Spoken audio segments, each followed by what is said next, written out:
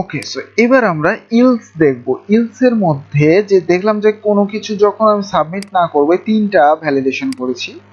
So যখন আমি এই তিনটা পূরণ না করব তখন আমার ইরর আসে, তাই না? এবং ইলস এর মধ্যে আমি যদি বলি যে ডলার দেখেন হ্যাশ কি রেসপন্স, ঠিক আছে, অর্থাৎ আমি এটাকেই ধরবো ডট HTML। এখন আমি সিরিয়ালাইজ মেথডটা আপনাকে দেখাবো যে কি হয় সিরিয়ালাইজের মাধ্যমে। সো এবার এটার মধ্যে আমি বলবো ডলার কি ওই যে সাবমিট আমাদের হচ্ছে যে সাবমিট যে ভ্যালুটা আছে সেটা যখন ক্লিক করা হবে এইটার মধ্যে ডট সিরিয়ালাইজ নামের এবার মেথডকে আমি কল করছি। সিরিয়ালাইজ মানে হচ্ছে এই যে ফর্মটা মানে সাবমিটের মধ্যে, সরি এখানে সাবমিট হবে না, অ্যাকচুয়ালি ফর্ম হবে।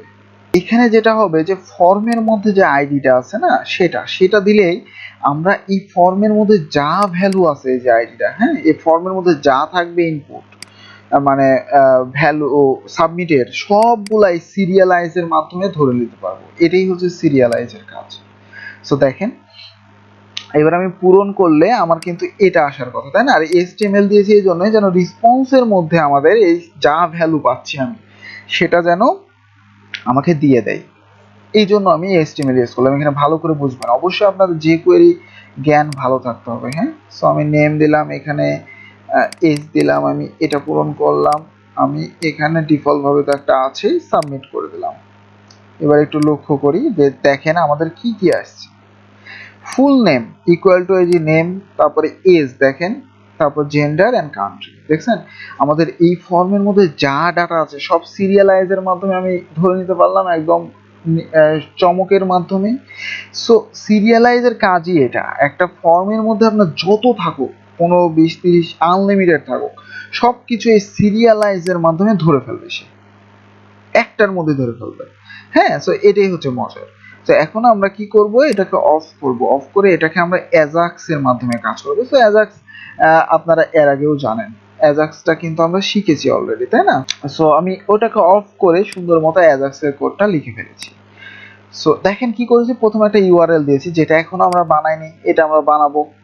তারপর টাইপ দিয়েছি, এর আগেও আপনারা শিখেছেন আগের ভিডিওগুলো দেখলে ডাটা। এখন এই যে ডাটার মধ্যে আমরা অবজেক্ট আকারে পাঠাচ্ছিলাম এর আগে মনে করেন, এবার কিন্তু আর অবজেক্ট হিসেবে না, আমরা কি করছি সিরিয়ালাইজ হিসেবে পাঠাচ্ছি। ওই সাবমিট ফর্মটাকে ধরে সিরিয়ালাইজ, এই যে এতটুকু, হ্যাঁ, যে সব ডাটা যা আছে ফর্মের মধ্যে সব ডাটা আমি সেন্ড করব অ্যাজাক্সের মাধ্যমে।